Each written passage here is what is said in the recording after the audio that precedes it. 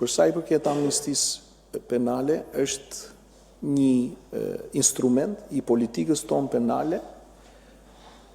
e cila u dizenjua për të adresuar disa problematika, në radhë parë absolutisht atë që thash fuqizimin e të drejtave të njeriut, mbrojtjen dhe respektimin e të drejtave të njeriut, dhe nga anën tjetër, kjo ka të bëjë me situatën që kemi me popullimin në institucionet e ekzekutimit vendimit penale apo thënë burgjeve. Kështu që do të ndodhë, pa tjetër që do të ndodhë. Nga ana tjetër, jemi treguar shumë të kujdesshëm që në të gjithë procesin që ne kemi të avancimit të vendit tonë drejt antarësimit, ti shqyrtojmë prioritetet sipas rëndësisë që atyre u takon. Thënë këtë,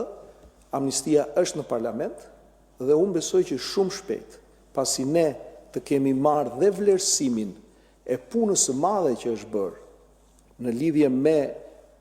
themeloret, kapitullin e themeloreve 23, i cili hapet dhe mbyllet, hapet i pari dhe mbyllet i fundit, unë besoj që do të fillojmë të merremi me amnistin, me vëmendjen që i takon atij instrumenti shumë të rëndësishëm, që do të thotë në ditët në vijim, besoj përkatëse mendojnë, çmojnë, gjykojnë se ka të dënuar, të cilët kontribuojnë, vazhdojnë të kontribuojnë, edhe brenda institucioneve, në fuqizimin e strukturave kriminale, absolutisht që nuk do të hezitoj për të ushtruar atë masë për të cilën ajo është krijuar. Ku funksionojnë, operojnë një sër gjykatash të rëndësishme, si ato të shkallës parë, si ato administrativet, specializuarat, apelet gjithashtu të përgjithshëm me jurisdiksion administrativ gjithashtu, pra një pol të ri drejtësie që ju e keni dëgjuar, kryeministri ka qenë i pranishëm në një takim me drejtuesit e këtyre institucioneve dhe po ecim me të. Nga ana tjetër, dua të them që këto vonesa do të duhet që të marrin kohë për trajtimin e tyre, siç thash ka filluar tashmë, kemi kthyer prirjen. Nuk kemi më rritje të vazhdueshme të vonesës, kemi një ulje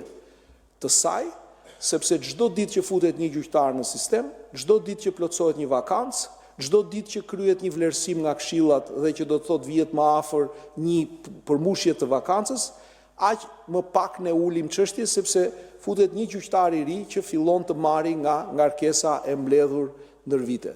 Nuk mund të them në këtë moment se sa është mesatare, por unë besoj që ne do të shkojmë shumë shpejt drejt afateve që përcaktojnë kodet e procedurës dhe nuk mund t'i neglizhojmë më